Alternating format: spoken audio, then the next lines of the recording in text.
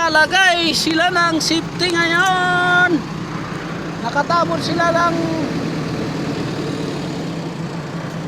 5 metro. Tinanggal yung safety. Ayan, hukay tabon ngayon. Lagay pa ng safety. Ayan. Ito naman, hintayin natin na may bato bago tayo mag-work.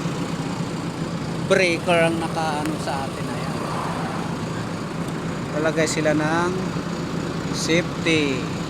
Tapos nag-hukay si Sheba.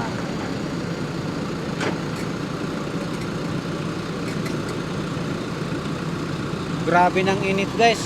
Ayan oh. Grabe ng init. Naku po. Ngitim na ng mga kasama dito.